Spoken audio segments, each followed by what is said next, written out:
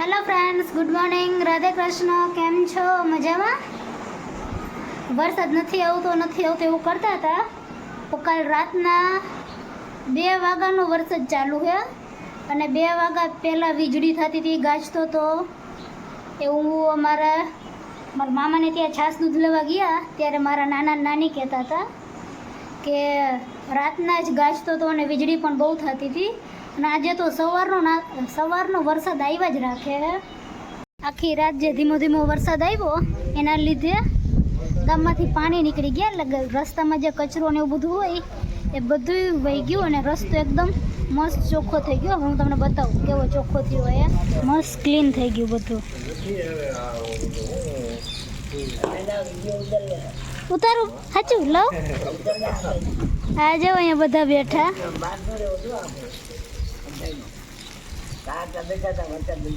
અત્યારે ઓટલો ને ભીનો એટલે બધા અહીંયા બેસે.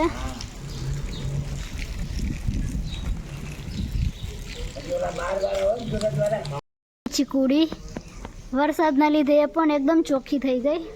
બધી ધૂળ હોય, વરસાદ આવે એટલે બધી ધૂળ નીકળી જાય.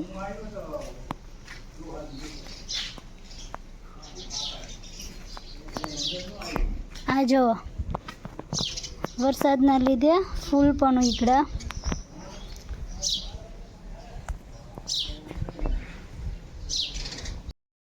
આ જો મોર પણ એની જગ્યાએ બેસી ગયો.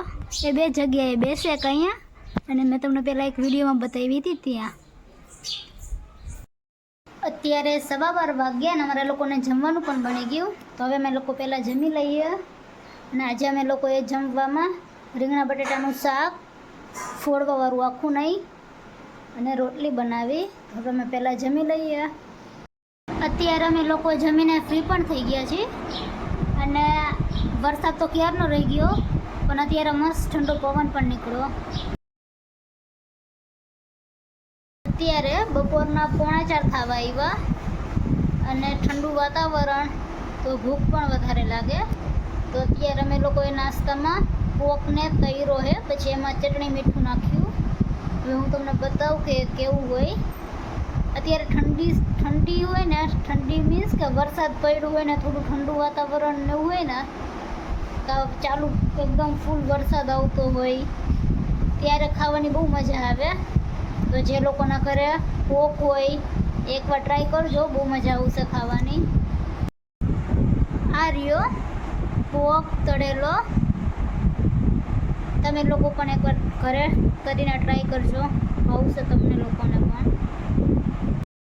હવે હું તમને લોકોને નદીમાં પાણી બતાવીશ કેટલું આવ્યું. ડેમનું નથી આવ્યું હજી, પહેલાં ઓકરાને બધું ભરાય ને, હવે એનું પાણી આવ્યું. તો હવે હું તમને બતાવીશ કે કેટલું પાણી આવ્યું. જો આ જે દેખાય ને ચેક ડેમ પાછળ, એ પીઠોરની નદી.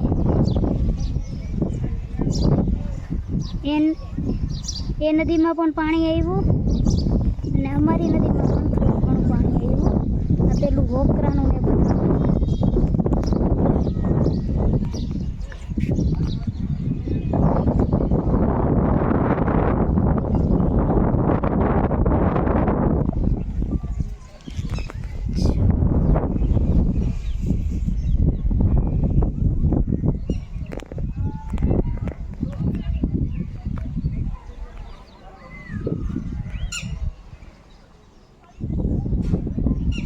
ઘેટા બકરા પણ એના ઘરે જાય. તો હવે તમને ઘેટા બકરા પણ બતાવું. આ જો એમના ઘરે જાય.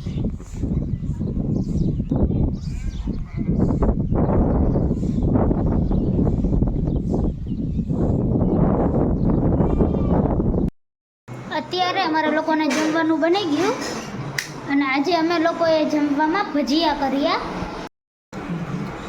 આ ડુંગળીના ભજીયા, આ મરચાંના ભજીયા, આ બટેટાની પતરી અને દહીંવાળી ચટણી છે.